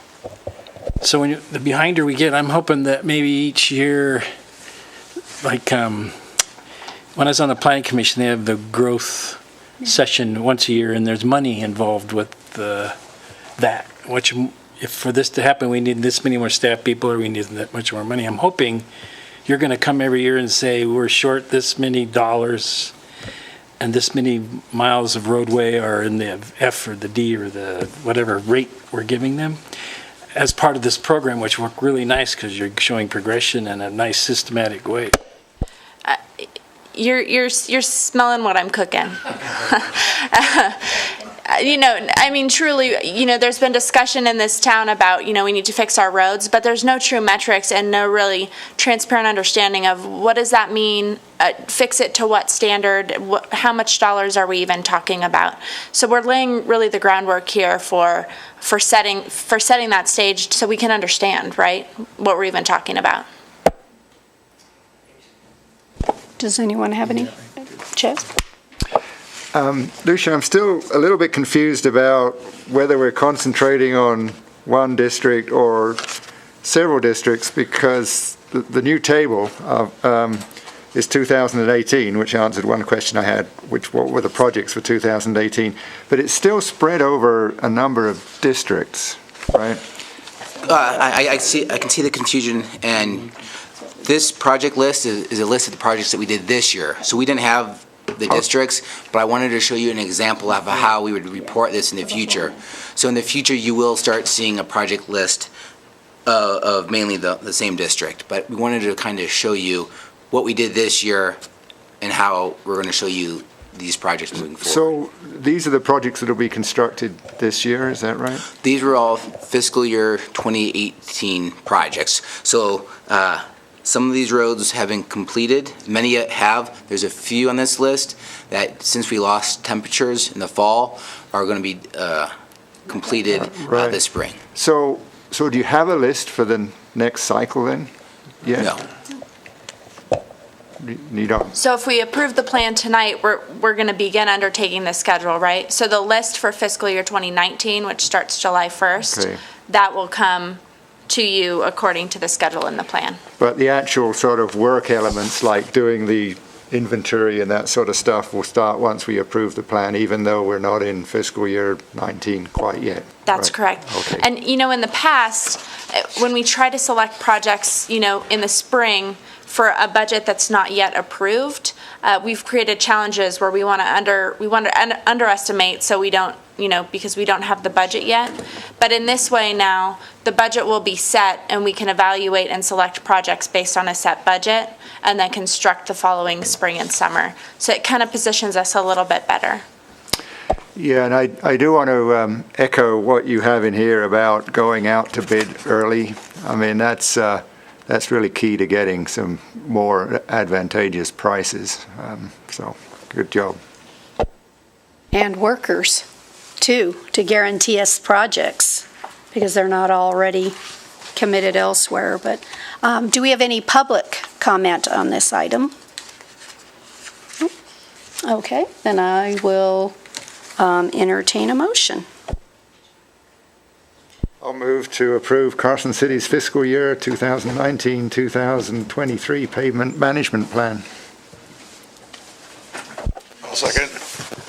I have a motion second to approve the 2019-2023 pavement management plan. I already did public comment. It's okay. From the version that we received tonight, just so that we're clear for the public on the version, correct? On the motion? Okay, all those in favor, please say aye. Aye. Any opposed? Motion carried, and just as a comment, I want to thank staff for such a good job. Very well done, and I think it's going to prove very beneficial to both the public and to staff and to decision makers, so very nice job. We're going to move on then to agenda item 6D, which is an informational only on the overview of the budgets of the transit, Carson City, RTC, and street maintenance. And I show, is it going to be Jason or Lucia? I'm gonna introduce Jason. Okay. As you said, Madam Chair, this is an informational item on transit, regional transportation, and street maintenance funds. We did discuss the CAMPO 2-year work program earlier this evening, so we're not going to go into detail, but you may see some highlights on the slides here. Jason Link, the city CFO, is here tonight to provide information for you.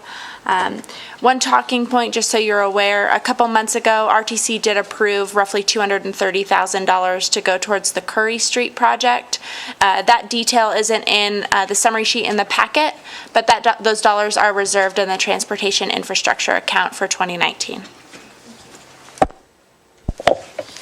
Thank you for allowing me to be here tonight. So a presentation for you on several of the transit-related funds that we're going to be presenting to the Board of Supervisors in just a few weeks.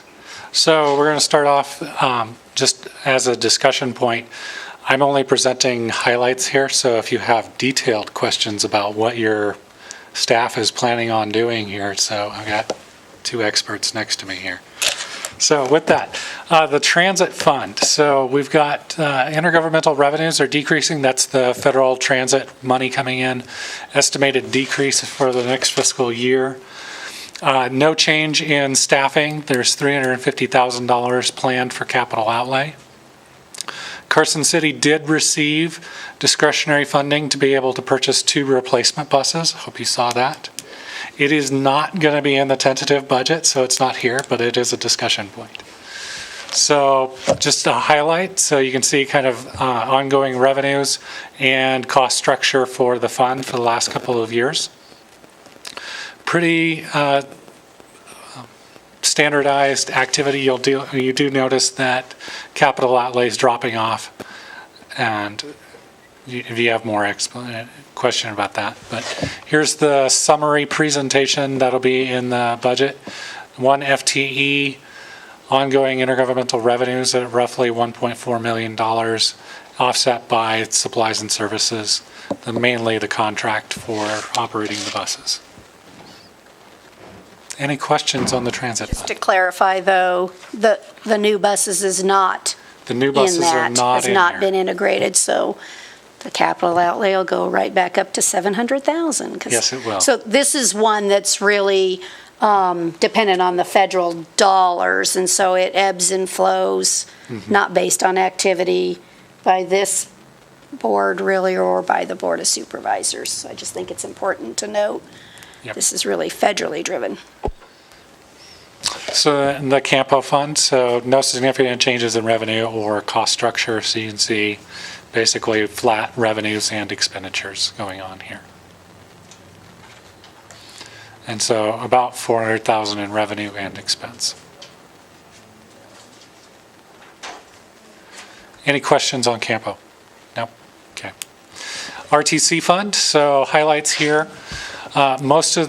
We do have construction projects that are ongoing, and so some of these will likely roll into 2019.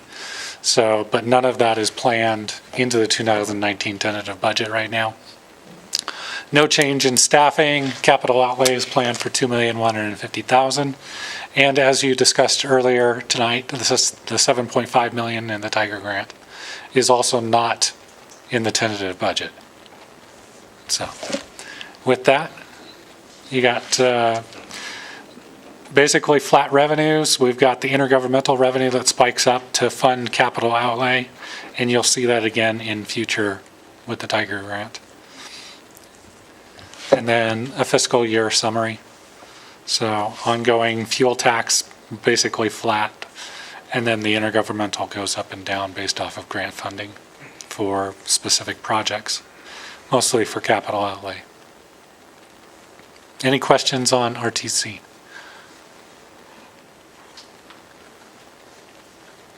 Okay. Street maintenance fund, slight decrease, increased overall, but it's changing. the mix of the revenue, fuel taxes are going up, and the signal enhancement project is completing, so that's dropping off. Salaries are no change in FTE, but salaries and benefits are increasing about $69,000. Service and supplies are increasing by about $200,000, and capital outlay is planned for $406,000. Question on that one. How many positions are in the street maintenance fund? How many? Let me Defer. get back to you on that one. Okay. It's on the slide, but I'll get back to you. Okay. So just kind of a comparison, you can see the sales tax increasing each year, and along with personnel and supply costs. And then down here, you'll notice on the bottom of the slide, FTE is 21.85. Can I ask you a question? If you're a numbers person, maybe you have this. For every 10 cents gas goes up, how much does that generate in gas tax? I do not know off the top of my head. I mean, I thought maybe there might be some number that you could throw out for every, because as gas goes up, you get more revenue. So, But it's also, it's not necessarily a straight, because as gas prices increases, people stop driving and use less gas. Yeah, it's not a So 1-for-1. It's not a 1-for-1 ratio. Yeah. why couldn't I figure that out? So you don't have that number? I don't have that number off the top of my head. We could run some estimates, No, but it's okay. that would be about it. And with that, that's the end of my presentation for you. So is the cost really increasing as in benefits? Is that from the potential of the, we have to go back out to bid for our insurance? Is that's really what driving the benefit cost? Going up 40,000? On it the insurance? On the street maintenance? It's the biggest hit I can see across these. The rest were all 3,000, 4,000, because we don't have very many employees. So is it It's also insurance? dependent upon the individual employees and what level of insurance coverage that they elect. And But so it is insurance that's tending to drive the Yeah, the increase. insurance and wage increases and then reflected into the PERS rate. So Okay. those are the two big drivers within the benefits And then I category. see that we're taking the potential increased dollars and we've decided to put it into long line striping. Is that a priority? Are we behind on that? Why are we picking long line striping to give it another 135,000? What we're seeing with our long line striping is this is going to become a regular annual cost to do our long line striping, to get the contract and do it citywide. So this is, as I understand, it's the new normal with what it costs to do that work, just as part of the regular street maintenance. Let me clarify. We do that in-house, is that correct? It's not via contract, or we're getting a contractor? We contract that out. We contract it out. And you're saying that the cost of the contract is increased by 130? I'm going to need just a little more on that one, sorry. Thank you. Yeah, it's just the cost of the contract's going up over the past 4 years or so. And sometimes it does change depending on the projects that we do. So for example, if we do a lot of slurry seals, we might need less line striping, but based on the quotes that we got this year, it's going up. And we had conversations with folks in the industry, and what we were told is that's what we should be expecting. What percentage increase is that? Just, oh, it's in the other document. I was like, wow. We can get more information. We'll be bringing that contract in the near future too. So Because that's quite a bit, right? We're going from like it was 160 to 305. I'm just saying that's correct. large. That is correct. But also remember last year that we did a lot of slurry seals. And so that means that we didn't have to do a lot of long line striping. We did, you understand what I'm saying? And so that's why we see more of a bigger swing this year than last year. Okay.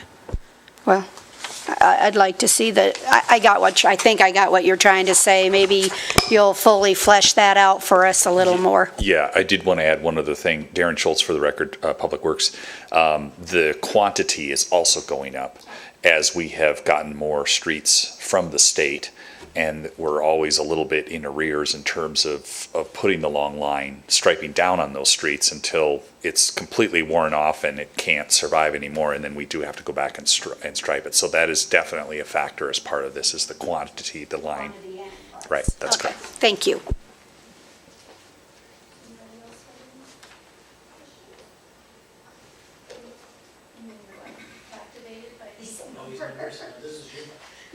This is a Board of Supervisor job here.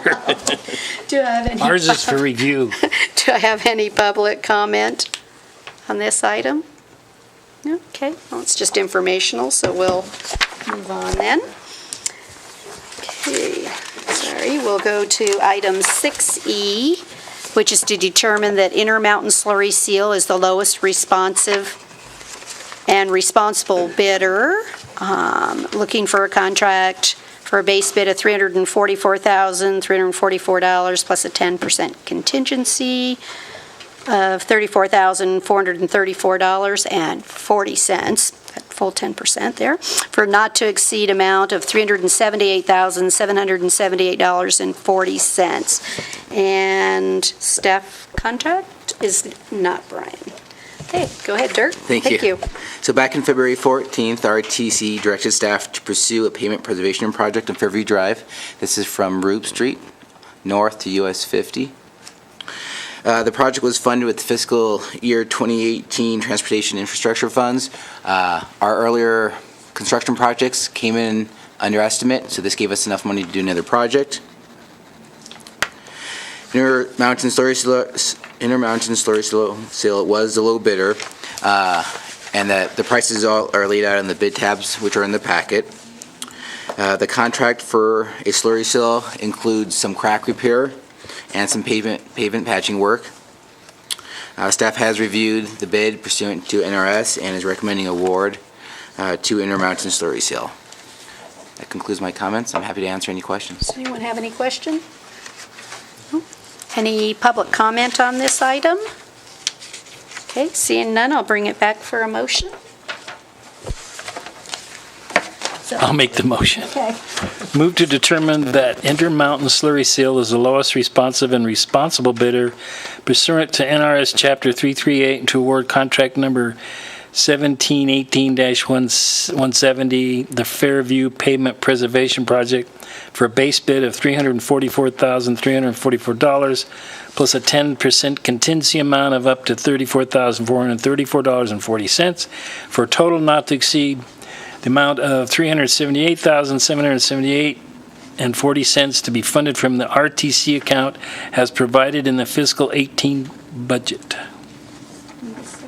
I'll second. Second by Mr. McQuarrie. All those in favor, say aye. Aye.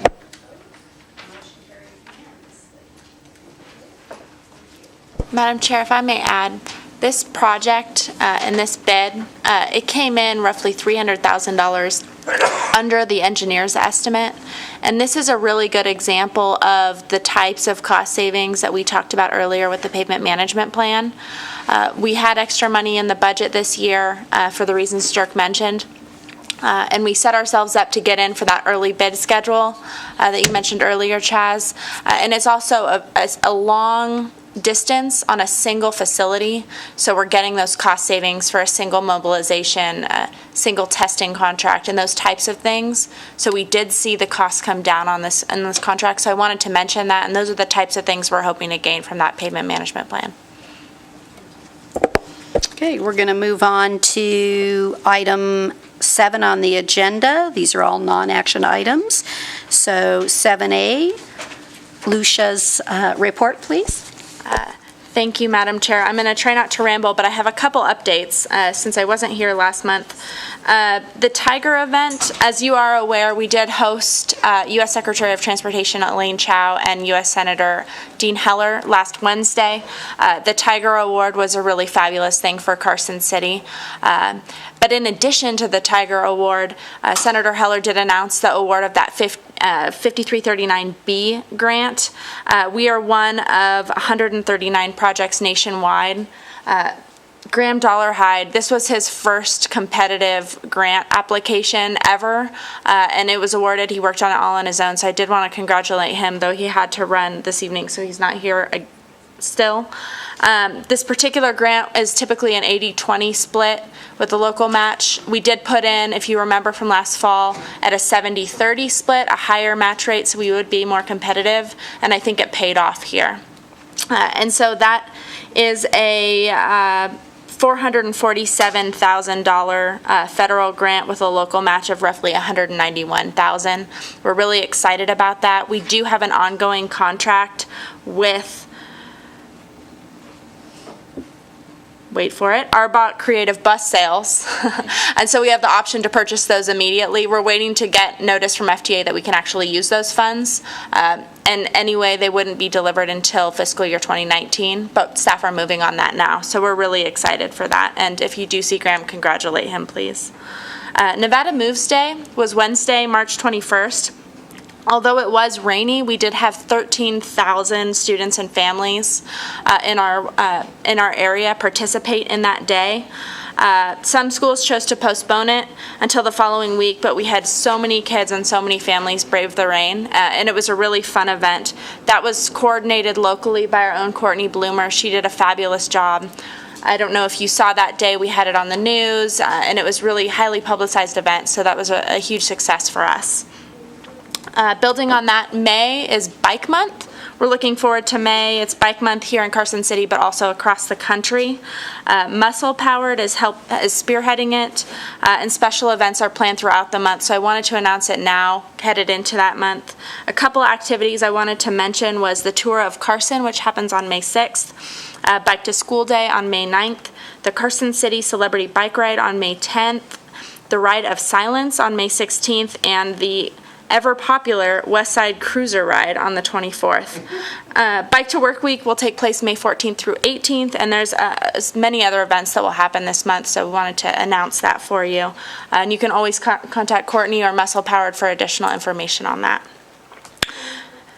Finally, a TIP amendment, our Transportation Improvement Program. This is upcoming. We're going to open public comment period before our next meeting, so I wanted to announce that. The public comment period is anticipated to open on April 30th and close on May 29th. And this will amend our TIP to incorporate several changes. One is incorporating of text that links performance measures to our TIP. And then we're also updating to include several recently awarded grants. So the Kings Canyon Flap Grant that we discussed earlier today, the Tiger Grant, some transit grants, including the new buses, and the TAP, the Transportation Alternatives Program, that trail, if we are awarded that, we'll include it if we can. So that's upcoming. And that concludes my comments. Thank you. We'll move on then to, well, first, thank you, Courtney, for all your super work on safety of pedestrians, safe routes to school, biking. Just thank you. Nice job.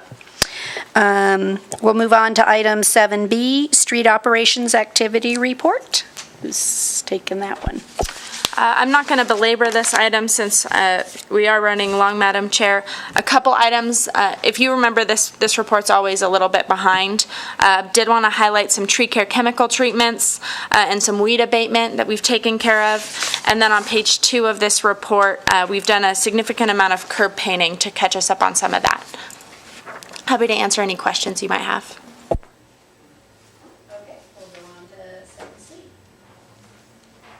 Thank you, Madam Chair. Again, I'm not going to belabor this. I did want to note that under our esteemed Mr. Doring's leadership, we are endeavoring upon construction of our Sierra Vista Lane project. And so that has started. You'll see that in the packet. And we're available to answer any questions you might have on any of those other projects.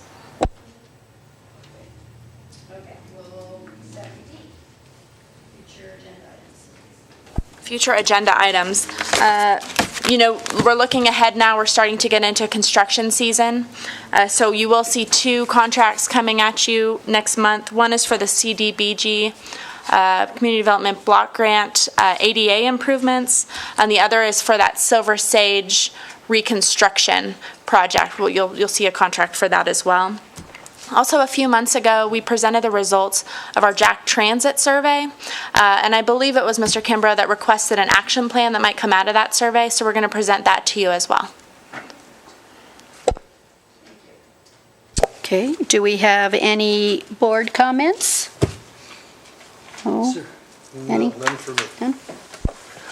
You can use the word esteem on your business card, though. He did a great job while you're gone. We're glad to see you back, too. He's your part-time. I'm very complimentary because he's been guiding the ship. That's right. He put all his stuff in his basket back in your basket. Quickly, No more comments. Good meeting. So then we'll move on to final public comment. Is there any public comment for the record? None? Our next meeting then is scheduled for 4:30 on Wednesday, May 9th, here in the community center. Do I have a motion for adjournment? Move for adjournment. We're adjourned. Thank you all very much.